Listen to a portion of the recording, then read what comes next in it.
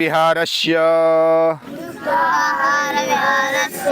युक्तचेष्टस्य कर्मसु युक्तस्वप्नावबोधस्य योगो भवति दुःखः योगो भवति दुःखः।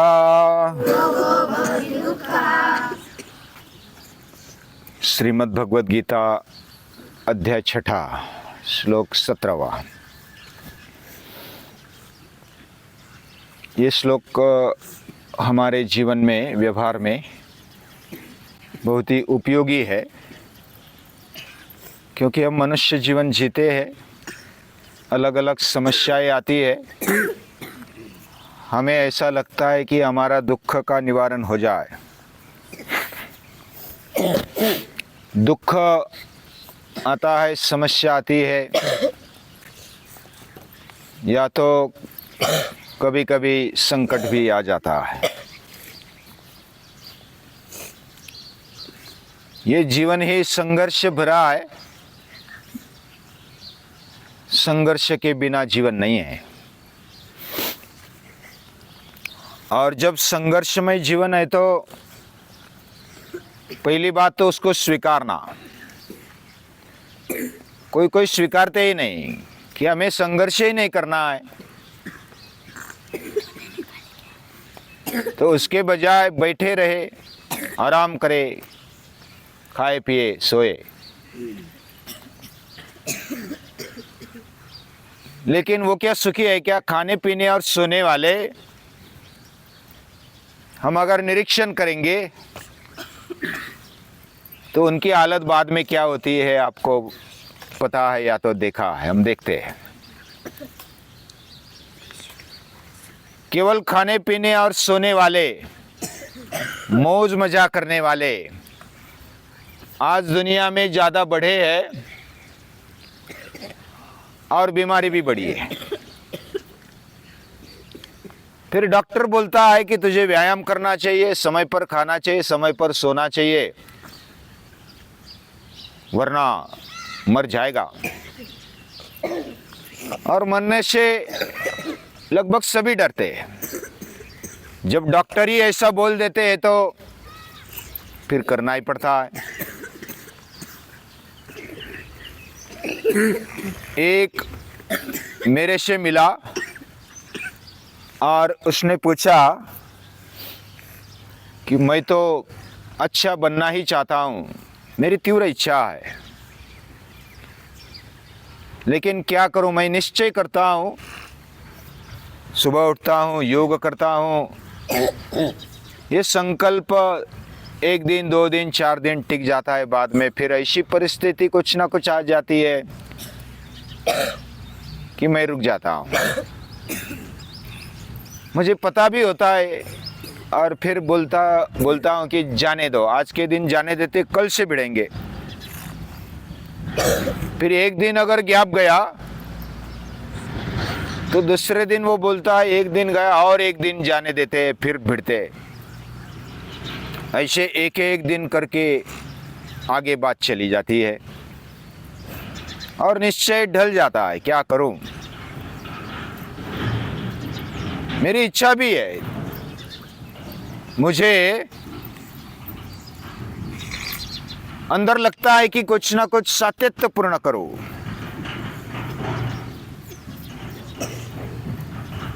तो मैंने उसको कहा, तेरी प्रायोरिटी क्या है? तुझे अपने जीवन में किसको प्राधान्य देना है, किस चीज को प्राधान्य देना है? अगर मैं आपसे पूछूं कि आपको इस मनुष्य जीवन में, हम जन्मे हैं, आप जन्मे हैं, मैं जन्मा हूं, तो किसको प्रायोरिटी देनी चाहिए? कि सबसे महत्वपूर्ण चीज, वस्तु क्या है हमारे जीवन में? क्या है बोलो, याज्ञवल्क्य की? हमारे जीवन में सबसे महत्वपूर्ण चीज यानी वस्तु क्या है, जिसके बिना हम स्वस्थ नहीं रहते? कोई बोलेगा? हाँ बोल बोलो बोलो जो भी मन में आए। आरोग्य, हाँ सही बात है। हाँ, शरीर का आरोग्य है, मन का आरोग्य है, ये सबसे महत्वपूर्ण बात है। कितना भी पैसा है, एक साइड में समझो आपको करोड़ों रुपए दे दिए, ये दे दिए, और दूसरी तरफ आरोग्य दे दिया, तो आरोग्य चाहिए या करोड़ों रुपए चाहिए? क्या लेंगे हम? आरोग्य लेंगे। आरोग्य है तो रुपए भी मिल जाएंगे, आरोग्य नहीं है तो भी चलेगा, ऐसा कुछ है? मरते दम तक हमें आरोग्य चाहिए, शरीर स्वस्थ चाहिए, निरोगी चाहिए। यह तो बेसिक रिक्वायरमेंट है। यानी शरीर का स्वस्थ होना यह नितांत आवश्यक है। उससे पहले प्रायोरिटी देनी चाहिए। हम क्या करते हैं, इसको मिलना है, उसको मिलना है, खाना बनाना है, या तो कुछ ड्यूटी पर जाना है, और उस चक्कर में हमें समय नहीं बचता। किसके लिए समय नहीं बचता? शरीर को स्वस्थ रखने के लिए जो समय देना चाहिए वो नहीं बचता। फिर बोलते हैं कि हम इतने बिजी है कि समय नहीं मिलता। फिर बीमार पड़ जाते हैं तो जबरन जब एडमिट करना पड़ता है तब बाकी सब छोड़ दिया जाता है, छोड़ना ही पड़ता है। यानी जीवन में पहली प्रायोरिटी, पहली प्रधानता हम किसको देंगे? किसको देंगे? आरोग्य को। सही बात। यानी शरीर का आरोग्य ये पहले प्रायोरिटी में होना चाहिए। यानी शरीर स्वस्थ है तो मन भी स्वस्थ रहने में सहायभूत होता है। पेट में कुछ गड़बड़ है, फिर मूड नहीं रहता, पेट साफ नहीं हुआ है।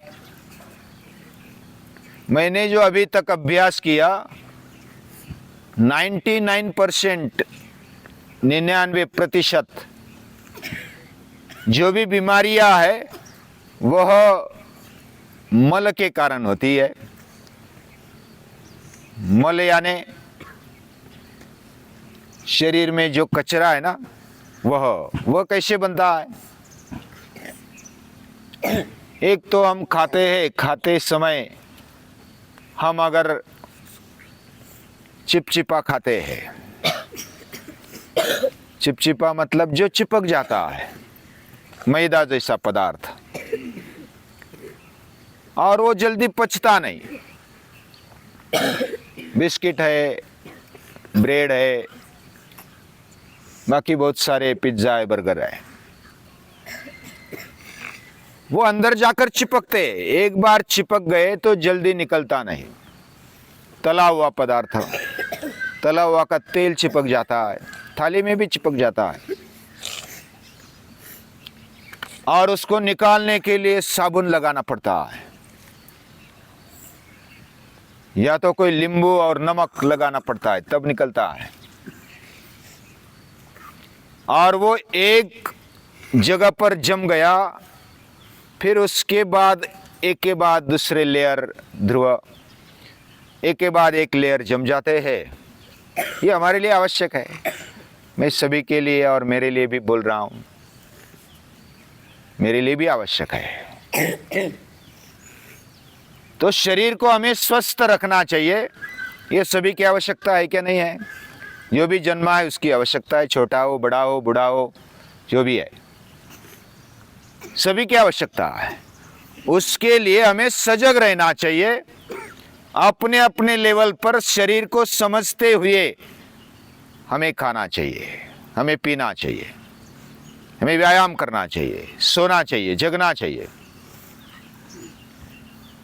और हमारे व्यवहार जो भी कार्य है उसी के हिसाब से करने चाहिए। और ये संतुलन में हो, समझदारी से हो। हम अपने शरीर को समझते नहीं, और औरों को दोष दे देते हैं। औरों को किसको दोष देते? डॉक्टर ने अच्छी ट्रीटमेंट नहीं की इसलिए बीमार पड़ा। अभी डॉक्टर के पास जाना पड़ा, उसके पहले तो पेट में गड़बड़ हो गई, शरीर में गड़बड़ हो गई। वो किसने किया? खाया किसने? पिया किसने? नहीं, इसने मुझे आग्रह किया इसलिए खा लिया। आग्रह करने वाले भी बहुत है। ऐसा बोला जाता है कभी कभी कि किसको अगर जल्दी मारना है तो उसको खिलाओ पिलाओ सोने दो, वो अपने आप बीमार पड़ेगा, मरेगा। यानी ऐसे भी कोई विचार करने वाले होते हैं। उसको जबरन खिलाओ, उल्टा ऐसा लगता है कि ये तो मेरे पर ज्यादा प्रेम कर रहा है, ज्यादा चाहता है मुझे खाना खिलाता है, ये ले वो लो। और खाने के बाद तो बीमार पड़ते हैं, बोलते हैं कि अच्छा हुआ, मुझे जो मन में है वही हो रहा है। अभी हम भी कभी माता पिता और घर वाले भी आग्रह करते हैं, अरे खाओ पियो, बीमार पड़ते हैं तो तुझे नहीं खाएगा तो और बीमार पड़ेगा, कैसा चलेगा, कैसा रहेगा। हम पाठशाला में तो उल्टा करते, बीमार पड़ने पर भूखा रखते, रसपान पिलाते, सलाद फल खिलाते। यानी बीमार खाने से पड़ते। यानी खाना नहीं चाहिए ऐसा नहीं है, खाना चाहिए लेकिन मर्यादा में खाना चाहिए। जब ज्यादा बढ़ गया तो ही प्रॉब्लम ज्यादा आता है, कम पड़ गया तो ज्यादा प्रॉब्लम नहीं आता। भूखे रहे तो ज्यादा समस्या नहीं आती, लेकिन ज्यादा खा लिया तो समस्या ही समस्या है। एक जन आया और मेरे पास आया, तुम जीने का आनंद नहीं लेते, खाने पीने का आनंद नहीं ले पाते, क्योंकि आप योगी है, संयमी है, आप ये नहीं खाते वो नहीं खाते, रसपान पीते, फल खाते। एक समय अभी भी भोजन कर रहा हूँ तो भोजन में मैं सब कुछ खाता हूँ, आइसक्रीम भी खाता हूँ, कभी जो भी आ जाए मिल जाए तो खा लेता हूँ। लेकिन मैं हर रोज खा सकता हूँ, हर रोज मिष्टान्न खा सकता हूँ, हर रोज खा सकता हूँ। लेकिन जो खाने वाले मैंने देखे, एक दिन खा लेते और 8 दिन उनको फिर डॉक्टर बोल देते कि ये खाना नहीं। तो एवरेज में मैं आगे चला जाता हूँ। मैंने ज़्यादा मिष्टान्न खा लिया, मैंने ज़्यादा पकवान खा लिए, एवरेज में एक दिन में 4-5 लाडू खा लिए, 4-5 मिष्टान्न खा लिए, मैंने 8 दिन 8 खाए, तो मैं आगे बढ़ गया, है कि नहीं? तो एवरेज में मैंने ज़्यादा भोग लिया, लेकिन संयम के साथ लिया। यानी कितना कब खाना, ये जिसको आ गया वो युक्ताहार, गीता वही कहती है। भोग न मत भोगो ऐसा गीता नहीं कहती, पूरा त्याग कर दो ऐसा गीता नहीं कहती। भोग में भी संयम और त्याग में भी संयम। कभी कभी कोई तो ऐसा पूरा छोड़ देते, बस कुछ बाकी नहीं रखते, वो पूरा त्याग कर देते। ये त्याग नहीं होता। हमारा जीवन दुख से सामना करने के लिए कटिबद्ध हो जाए, इसके लिए गीता बहुत ही सटीक कहती है, युक्ताहार। और पहले जो मैंने प्रश्न निकाला था, वो जो आया था ना, मुझे कंटाला आता है, मुझे आलस्य आ जाता है, मेरा मूड अच्छा नहीं रहता। मूड अच्छा रहने का मूल कारण होता है हमारा खाना पीना। खाना पीना अगर ठीक ठाक है, पेट साफ होता है, तो बीमार पड़ने की आवश्यकता ही नहीं, बीमारी नहीं पड़ते। कभी कभी थोड़ा बहुत लग गया या तो कुछ 1-2% हो जाता है, लेकिन उसके भी सामना करने की ताकत आ जाती है। किससे आ जाती ताकत? रेगुलर हम जैसे कोई भी सुख मिलता है, उसके पीछे पहले दुख या तो संघर्ष उठाना पड़ता है। नींद किसको अच्छी आती है? जो अच्छा व्यायाम करता है, संघर्ष करता है, मेहनत करता है, उसको अच्छी नींद आती है। जो मेहनत नहीं करता उसको गोली लेनी पड़ती है नींद के भी। जो मेहनत करता है बस बिस्तर पर आ गए, 1 मिनट में बस सो गए, बहुत ही, उनको गोली लेने की आवश्यकता नहीं, उनको कुछ बाकी डॉक्टर के पास जाने की आवश्यकता नहीं। एक बार क्या हुआ, एक व्यक्ति डॉक्टर के पास गया, डॉक्टर को बोला कि मुझे ऐसी गोली दे दो कि मेरा पेट हमेशा दुखता है, तो मुझे ऐसी गोली दे दो कि उससे मेरी पूरी बीमारी चली जाए। तो उसने एक गोली दे दी, लेकिन दूसरे दिन फिर पेट दुखा, फिर वो डॉक्टर के पास जाता है, वही डॉक्टर के पास। तो डॉक्टर वो बोलता है कि ऐसा दुनिया में एक भी व्यक्ति नहीं जिसका पेट दुखता ही नहीं या तो कुछ होता ही नहीं उसको, लेकिन तू ये काम कर, किसी और के पास जा, मैं तुझे ऐसी दवा नहीं दे सकता कि पूरा दुख रहित तेरा जीवन हो जाएगा। तो वो साधु सन्यासी के पास चला जाता है।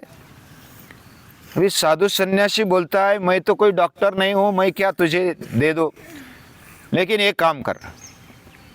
साधु सन्यासी बोला कि तू क्या काम कर, एक ऐसे व्यक्ति का शर्ट ला, उसके जीवन में दुख नहीं, वो पहनेगा तो तुझे नींद आ जाएगी और तुझे पेट भी नहीं दुखेगा, अच्छा सा जीवन जिएगा।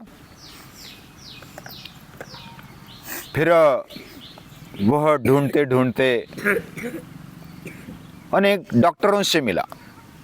डॉक्टर तो दुख दूर करने वाले होते हैं ना, स्वस्थता देने वाले, आरोग्य देने वाले। उसको लगा कि इनके पास बहुत कुछ है, वो डॉक्टर के पास जाता है, डॉक्टर को बोलता है कि आपका शर्ट दे दो।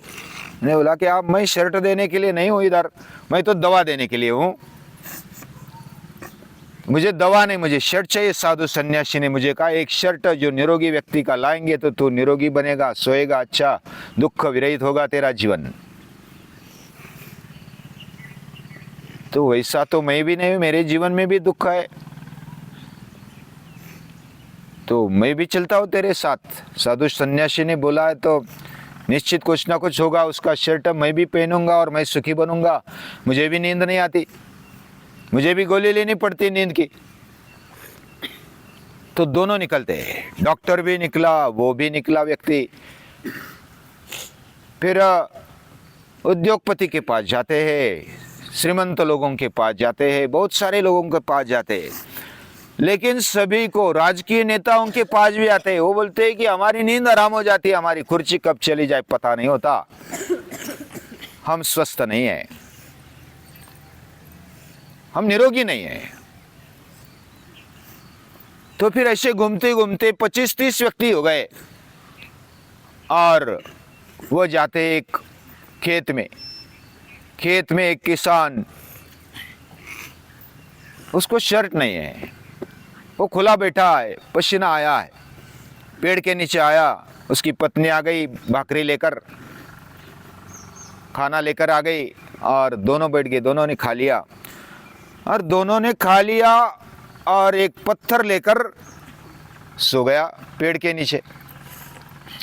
और 1 मिनट में वो पूरा घूरने लगा, 1 ही मिनट में। उसको लगा कि अरे वाह मिल गया, और 25-30 लोग आए गए। और उठने के बाद राह देखी, अभी किसी के पास लेना है तो थोड़ा राह देखनी पड़ती है ना। उठने के बाद फिर बोले कि आपको हम मिलने के लिए आए, आपका शर्ट दे दो हमें, और उसके बदले में हम कुछ भी देने के लिए तैयार है, लेकिन आपका शर्ट दे दो। तो वो किसान उठकर बोलता है अरे मुझे शर्ट होता तो ये क्यों इधर मेहनत करता, मैं, मुझे शर्ट ही नहीं है, इसलिए तो मैं खुला, अभी मेरे पास शर्ट नहीं है, थोड़ा बहुत पंचा है वो लगा लिया है, मेरे पास शर्ट नहीं है। अभी जिसके पास नींद है उसके पास शर्ट नहीं है, और जिसके पास कितने भी शर्ट है उसको नींद नहीं है, स्वस्थता नहीं है। ऐसी परिस्थिति है आज की। यानी हमें जीवन में क्या प्रायोरिटी में करना चाहिए? हमारा जीवन स्वस्थ होना चाहिए, मस्त होना चाहिए, आनंदी होना चाहिए, इसके लिए शरीर पर हमें मेहनत लेनी है। और उसके कारण यानी शरीर अच्छा रखने के लिए, मन अच्छा रखने के लिए, मूड अच्छा रखने के लिए क्या करना चाहिए? हमारे जीवन में अनुशासन के साथ, कोई कोई बोलते हैं अनुशासन यानी फिर डिसिप्लिन आ गई, फिर हम डिसिप्लिन में नहीं रहना चाहते, हम तो खुला रहना चाहते, स्वतंत्र रहना चाहते, हम मनमानी करना चाहते, कुछ भी करो, हमें कोई बोलना नहीं चाहिए। लेकिन खुद का शरीर स्वतंत्र रहे, मन स्वतंत्र रहे, इसके लिए अनुशासन की आवश्यकता है। यानी स्वतंत्रता की पहली सीढ़ी अगर कुछ है तो वह अनुशासन है, सेल्फ डिसिप्लिन। डिसिप्लिन दूसरे लगा देते तो हमें थोड़ा प्रॉब्लम आ जाता है, स्वयं उठाते तो वो योग बन जाता है। खुद ने मुझे करना है, मुझे उठना है तो उठना है, मुझे योग करना है तो करना है, सूर्य नमस्कार करने हैं तो करने हैं, फिर दुनिया आपके सामने आ जाए तो भी कोई चेंज नहीं कर सकता। इतना निग्रह होना चाहिए, इतना आग्रह होना चाहिए, और ये अनुशासन से स्वस्थता आएगी, जरूर आएगी, उसमें कोई शंका नहीं है। समझदारी पूर्वक अनुशासन को अपने जीवन में लाना, जो भी मुझे खाना है, जो खाना है तो खा सकते, नहीं खाना है तो मुझे नहीं खाना है, स्पष्ट बोल दो। तो हमारा जीवन दुख हारक हो सकता है। युक्ताहार विहारस्य युक्त चेष्टस्य कर्मसु, यानी हमारे जीवन में क्या होना चाहिए? युक्त आहार, योग्य आहार होना चाहिए। युक्त यानी योग्य व्यवहार होनी चाहिए, योग्य कष्ट या तो मेहनत व्यायाम होना चाहिए, और नींद और जागना ये भी युक्त यानी संयम पूर्वक होना चाहिए। योगो भवति दुख, ऐसा जो योग है ना वह दुख हारक होता है, ये गीता कहती है। गीता के अंदर सभी समस्याओं का हल है, अलग अलग 2-3 दिन में हम देखेंगे। जो भी समस्या है वो आप मन में लाते रखो, लाकर रखो और पूछो कि ये समस्या गीता में उसका उत्तर क्या है। सचमुच उत्तर दे रही क्या गीता? गीता हमें जगाती है, हमें सब कुछ दे देती है, लेकिन समझदारी पूर्वक, विचार पूर्वक, सूक्ष्म बुद्धि से हमें देखना है और दिल से उसको स्वीकारना है, और जो भी करने के लिए बोला वो करना है, तो हमें जो भी चाहिए वो मिलेगा। ये गीता कहती है, भगवान का वचन है। न मे भक्त प्रणश्यति, कोई भी करेगा तो वो व्यर्थ नहीं जाएगा, ये गीता कहती है। बहुत कुछ गीता कहती है, उसको नमस्कार है, प्रणाम है।